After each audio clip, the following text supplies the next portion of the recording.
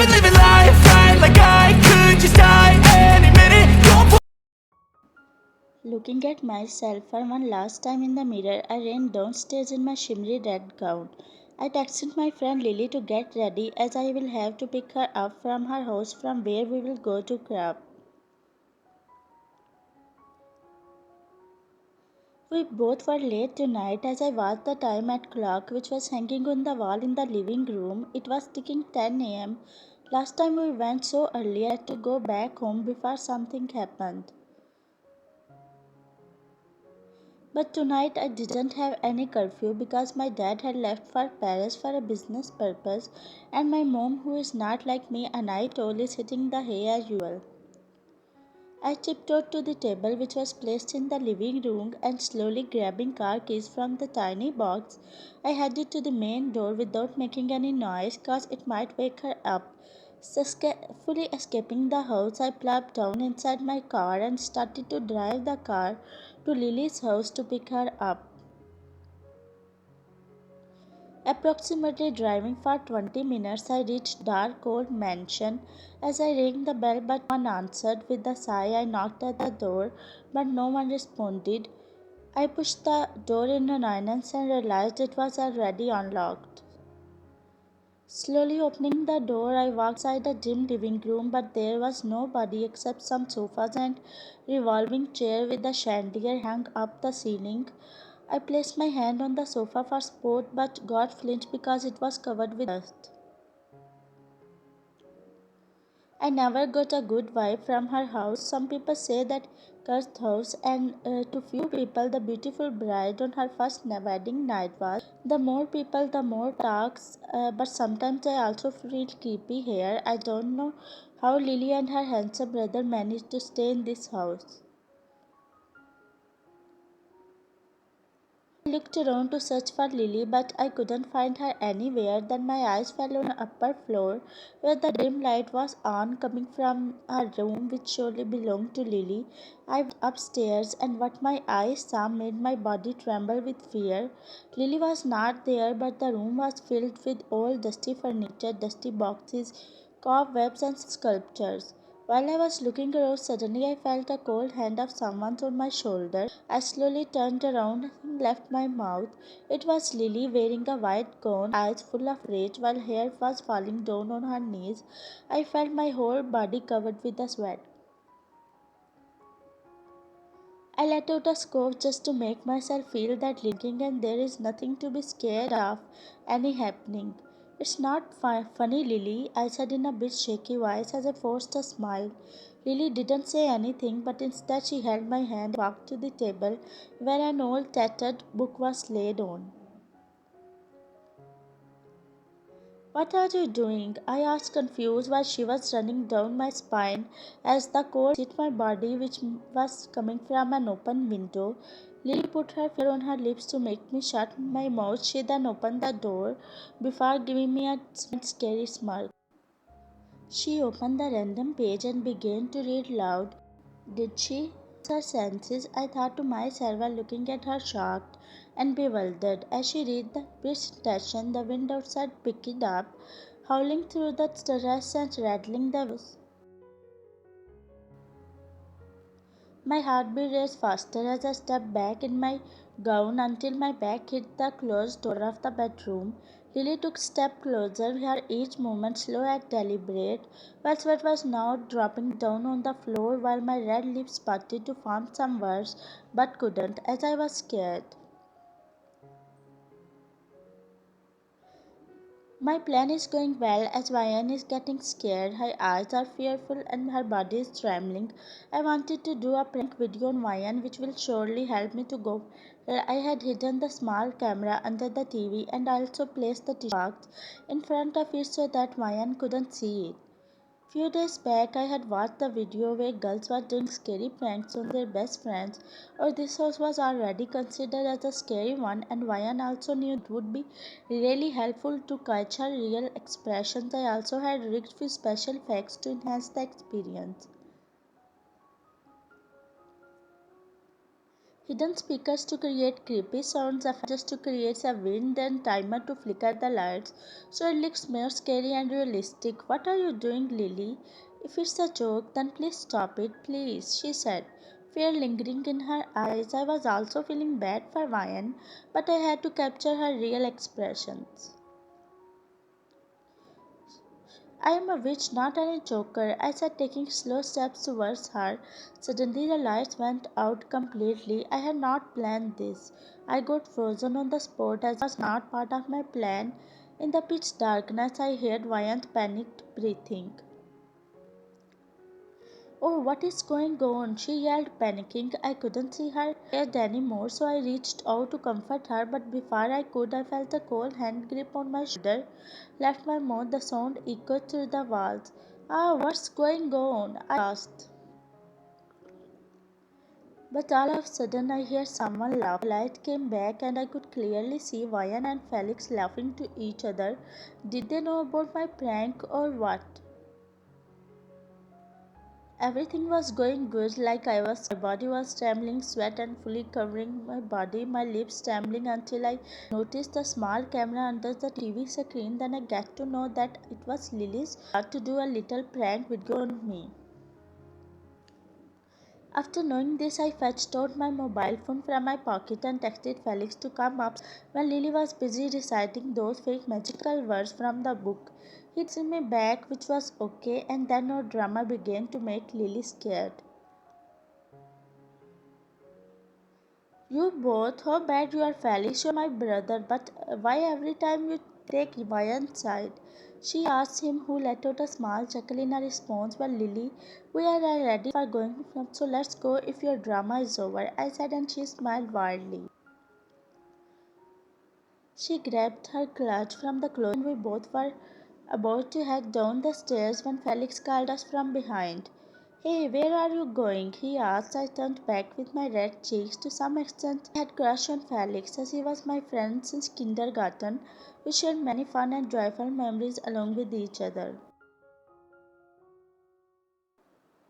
He has been my sportive and caring friend throughout my whole life. In fact, I met him before Lily, and later Lily got transferred into our school, and then I came to know that Felix had a sweet little sister. I extended a handship towards her, which she accepted in no time. But I was not sure that it was my attraction towards him or was I truly in love with him, because I never felt my heartbeat racing up when Felix is around. Neither I felt electricity or spark never me, so I am not sure what actually it is, and I won't take step until I get 100% sure about feelings. We are going to club. Will you join us? I asked, looking at him, but it's too late. I don't think so. It's appropriate time to go for clubbing. He replied, fixing his glasses. I started looking at him in a disbelief. This boy will grow up.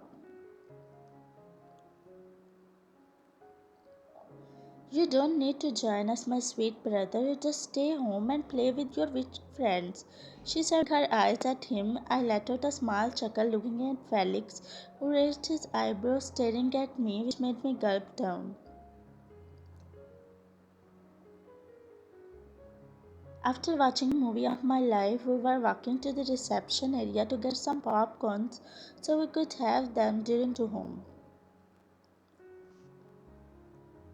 The movie was like girl met the boy, and she confesses to him, but he refused, saying that he had already a girlfriend. But that stubborn girl didn't lose on him, as she made a plan to jealous him with other guy, and it worked. The boy got jealous, leaves her girlfriend, and ran back to her, but she refused and married another guy. And as it happened, they both to kiss, and the end.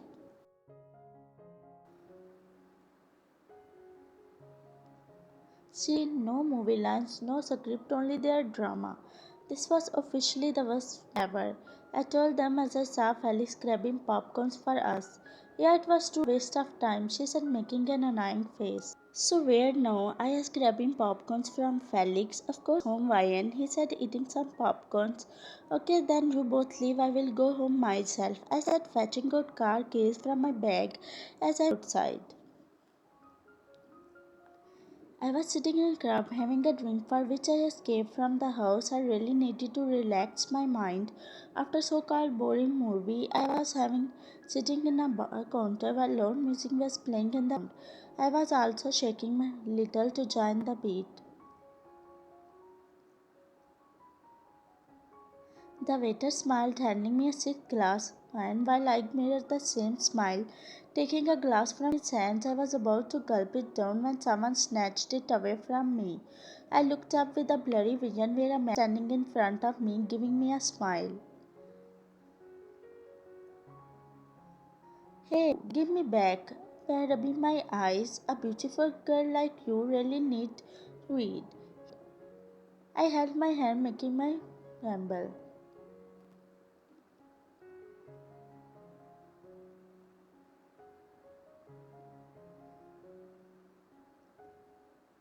Before he could back, I started to run outside the while I was behind to make sure that he was gone. After a few minutes of walking, I realized that I wouldn't be able to drive my car in this situation, so I took out my mobile phone from the purse and dialed mom's number.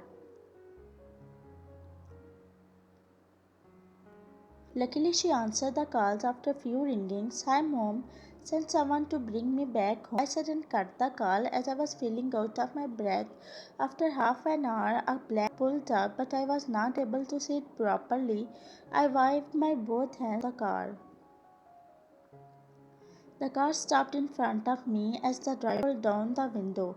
Did mom send you? I asked, looking at him with a blurry vision. Yeah, your mom sent me. My name is Jungkook. Well, I am your uncle. I cut him. Not in a state to listen to your stories, I said, sitting inside the car.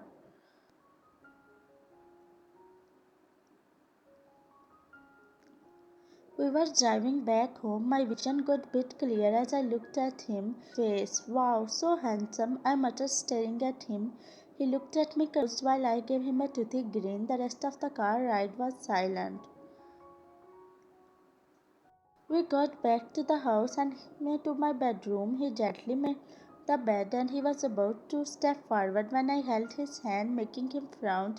Don't glow, please, said, almost begging. I'm sorry, but I will have to leave, he said, go ahead.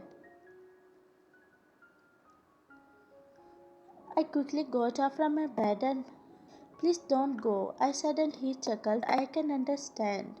I cut him off.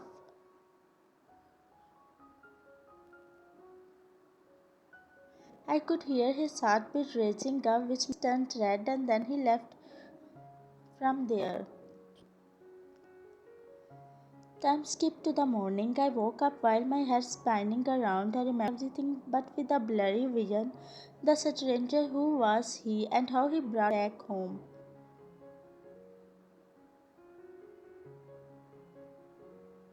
Did mom send him there for my help, or I guess he was a stranger? But then how he knew my home address? I thought in my mind and went to the room for taking a shower. After a few minutes I was back as I was wore a comfortable pajamas and walked downstairs. My mom in the living room, but she was not alone. Someone was standing beside her. Before I could set the figure clearly, my mom spoke out. Hey Ryan, hello to your uncle Jungkook, she asked. I smiled and looked bigger, my eyes widened while my feet frozen on the ground. The same man who brought me home last night, the one mom calling him my uncle. I looked at him with scrunched eyes as he smiled in a response. If he is my uncle, then Mom told me about him. Mom, you never told me about Uncle Jungkook. I sing a smile. This is because he used to live in a Paris and he is your step uncle. You know, I am of my parents. He is your relative, but I always consider him as my younger. She said, smiling at him, which he mirrored back quickly. Thankfully, he is not my real uncle. But why mom is treating him like her brother? This makes me feel weird, he said and looked at my face. Hi, I replied. You both talk, I will have the breakfast in the kitchen, she said, smiling, leaving both of us behind. I sat beside him, making weird face. So, are you feeling well? He looked at me. Yeah, I am fine, I said while playing with my hands. Good. Last night he was speaking out, but I cut him out. Forget that. Nothing happened, I said, pushing the rising tears and got up from the sofa and walked to the kitchen. Jungkook's point of view, the night when Mayan, I felt really good. I couldn't describe how I was feeling for the fact Mafia also owns heart which beat when someone loves them, show them that they are also important like people. They are also meant to be.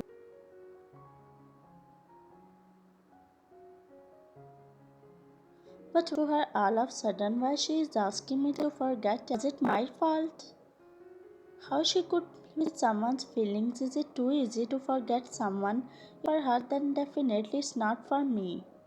Why spoke, I was laying on my back to make my mind understand that he is just my uncle. I didn't have developed feelings for him. Instead, I shot away from him. I knew he was innocent. I was me play. 3 hours ago, when we both were having a lunch, I saw him staring at me with teary eyes, and I felt really bad for him. He was an innocent, and what about this feeling? Whenever I look at him, my heartbeat raises up. I felt spark between us, which I was not able to. He was raising my heartbeat like nobody else. In fact, I started to imagine that, but I didn't know how to confess to him.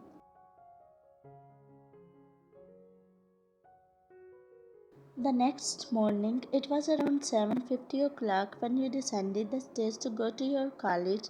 Bye mom, you said walking to the gate. Your mom and Jungkook looked at you, who were having a breakfast in the dining table. Why don't go alone, dear? Your uncle will drop you to the school, she said while eating. No mom, it's okay. I already called Felix to pick me up. You said. She's directing me because of Felix, who hell he is, he thought in his mind. Well, if he is okay to drop me home, then I don't have any problem with it. You said while your cheeks turned into tomato. Jungkook got up from the chair and wiping his hands with the tissue paper, he looked at you. There is no need to haste, cook. First finish your meal, she said. No, I am done. I gotta go, he said and walked to you with a smile. You both were heading to the school. Jungkook cleared his throat, looking at your face. If you don't mind, can I ask you a question? He asked hesitant. You nodded, playing with your hands. Who is Felix? He asked, looking forward. Oh, he is my classmate, also friend. Well, nothing is going between. You said to clarify it. Jungkook hummed in a response as he felt at ease. There was an awkward silence in the car, which you broke by hand. He looked at you confused while his heartbeat was racing fastly. I'm sorry, Jungkook. I thought it would be easy to you're from my mind, but I couldn't. I just couldn't forget you. I like you, you said while your cheeks heating up. Jungkook looked at you and laughed out loudly. You like me? After a few minutes, you will say that you forgot about me, he asked, raising his eyebrows. You looked at him confused with your big eyes. I already said sorry for that. Trust me, I really like you, Jungkook, you said, looking at him. Is it that easy for you to say that you like someone? Here you can say that to someone after making him fall for you. He was cut off by you. You talk a lot, you said. Time skip. It was 10 o'clock at night while you were in club as Lily wanted to meet you. It's been half an hour. You were waiting for her while drinking a fifth glass of an hour passed and you were yelled. It seems she won't appear, you muttered to yourself walking outside. You were walking on an empty road, walking. You didn't know where you were going. All you knew that you were walking down the path of never-ending road. But suddenly a flashlight of black car fell in your eyes and the man rolled down the window.